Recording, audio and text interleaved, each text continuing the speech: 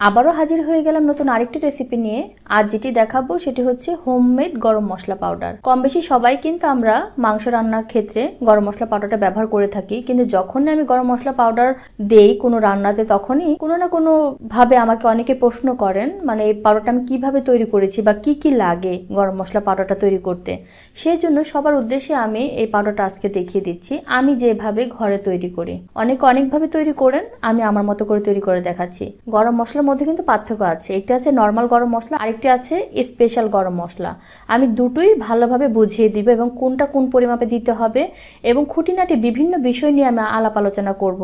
গরম মশলা পাউডার হলে যে ভালো হবে তা না, বাইরে থেকে যখন আমরা গরম মশলার গুঁড়ি কিনে আনি তখন কিন্তু ওইটার গায়ে বিভিন্ন উপাদান লেখা থাকে কি কি দিয়ে গরম মশলাটা তৈরি। আসলে কিন্তু ওই উপাদান যদি ওরা দিয়ে থাকতো তাহলে কিন্তু ফ্লেভারটা আরো বেশি স্ট্রং হতো এবং বেশি ভালো হতো। ঘরের তৈরি করা হোমমেড গরম মশলা গুঁড়ি যদি ব্যবহার করে থাকেন তাহলে নিজেরাই তফাৎটা বুঝতে পারবেন, তাহলে আর বাইরে থেকে কিনতে হবে না। তাহলে আমি শুরু করে দিচ্ছি। আর যাদের কাছে আমার বকবকটা বাজে লাগবে তারা এখন থেকে বের হয়ে যেতে পারেন, কারণ আমি এটার মধ্যে অনেক পরিচিতি দিয়ে থাকবো মশলার এবং কোনটা কোন কাজ এবং কোনটা বেশি দিলে ধাঁচ লাগবে বেশি এবং কোনটা কম দেওয়া যাবে সেগুলো নিয়ে আমি ডিটেলস আলোচনা করব। এখানে আমি যা যা দিব তা হচ্ছে ছোট সবুজ এলাচ, বড় এলাচ, দারুচিনি, জয়ফল, জয়ত্রী, লং, তেজপাতা, সাদা গোলমরিচ, স্টার অ্যানাইস, মৌরি, ধনিয়া, নর্মাল জিরা, শাহি জিরা এবং কালো গোলমরিচ। এখানে আমি সব উপকরণগুলো একসাথে নিয়ে নিয়েছি। প্রথমে আমি সিম্পলটা দেখাবো, অর্থাৎ আমাদের সবার ঘরে মোটামুটি যেই সব মশলাগুলো থাকে তা দিয়ে কিন্তু গরম মশলা তৈরি করা যায়। প্রথমটা কিন্তু আমি সিম্পলটাই তৈরি করে দেখাচ্ছি।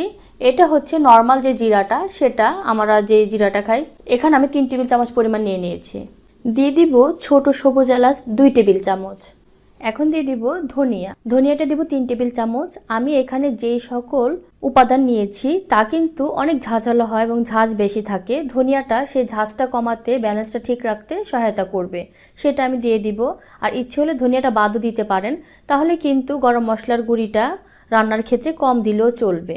এটা হচ্ছে লং, এটা কিন্তু অনেক ঝাঁঝালো হয়, এটা কিন্তু গলায় ধরে বা অনেকে লংটা পছন্দও করে না, সেই ক্ষেত্রে বাদও দিতে পারেন, কিন্তু দিলে ভালো লাগে।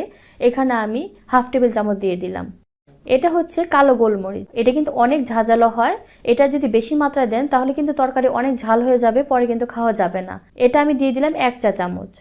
শুকনো মরিচটা অপশনাল, দিলে কালারটা ভালো আসবে মশলার, তা না হলে দরকার নেই। এটা আমি দিয়ে দিলাম 4টা। এখানে 5 থেকে 6টি